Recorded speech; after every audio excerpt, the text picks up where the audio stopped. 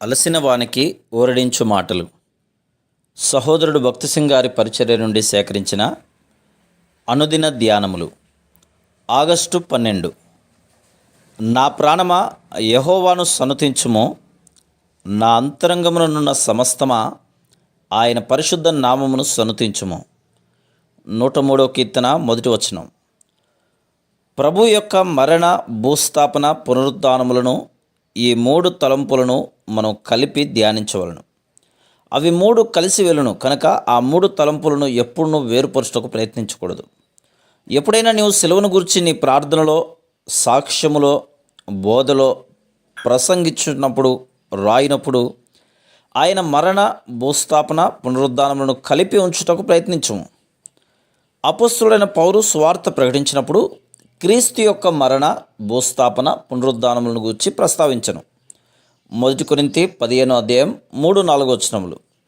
సువార్త అనగానేమి అని ఎవరైనా ప్రశ్నించినప్పుడు దానికి జవాబుగా క్రీస్తు లేఖనముల ప్రకారం సమాధి చేయబడి, లేఖనముల ప్రకారం మన పాపముల కొరకు మరణించి తిరిగి లేచనని చెప్పవలను. ప్రభువైన యేసు మనలో మరణ, భూస్థాపన, పునరుద్ధాన కార్యములు నెరవేర్చుట కొరకే మరణించను. మనలో పునరుద్ధాన శక్తిని తీసుకుని వచ్చుట కొరకు ఆయన మరణించెను. ఆయన మనలను విజయశాలులుగా, నిత్యము జీవించువారిగా చేయుటకు మరణించెను. ఆ ఉద్దేశం నిమిత్తం ఆయన పాతి పెట్టబడి తిరిగి లేచెను. మొట్టమొదటిగా ఆయన మన పాపముల నిమిత్తం మరణించెను. గలతీ 1:4. రెండవదిగా క్రీస్తు మనలో జీవించుచున్నాడు. గలతీ 2:20. మన పాపముల నిమిత్తమై తీర్పులోనికి మనం రాకుండా మనల్ని తప్పించి ఆయన నీతిని మనకు అనుగ్రహించుటకు ఆయన మరణించెను. మన వర్తమాన, భూత, భవిష్యత్కాల పాపముల కొరకైన మన శిక్షను ఆయన తనపై వేసుకొనెను. మన విమోచన కొరకైన పూర్తి క్రయధనమును ఆయన చెల్లించెను. మనము 3 విధములుగా అనగా తలంపు, మాట ద్వారా, క్రియ ద్వారా పాపం చేదుము. ఈ పాపములన్నిటి కొరకు ప్రభువైన యేసు 3 విధములైన శిక్షను అనుభవించెను. మన పాపపు తలంపుల కొరకు ఉమ్మివేయబడెను. ఎవరైనాను ఒకరి యెడల తీవ్రమైన కోపమును, ద్వేషమును ప్రదర్శించుటకు వారి మీద ఉమ్మివేయుదురు. తర్వాత మన పాపపు మాటల కొరకు ఆయన దూషించబడి తృణీకరింపబడెను.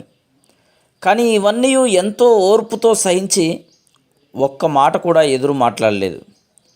మూడవదిగా మనం చేసిన పాపపు క్రియల కొరకు ఆయన కాళ్ళలో, చేతులలో మేకులు కొట్టబడెను. ప్రక్కలో బల్లెపు పోటు పొడవబడెను. ఆయన వీపు దున్నబడెను. ఆయన తలకు ముళ్ళ కిరీటం పెట్టబడెను. ప్రభువు నీ పాపములన్నిటినీ తనపై వేసుకుని నీవు తలంచిన చిన్న పాపపు తలంపునకు కూడా పూర్తి క్రయమును చెల్లించనని జ్ఞాపకం ఉంచుకొనుము. మార్కు సువార్త 10:34 వచనం.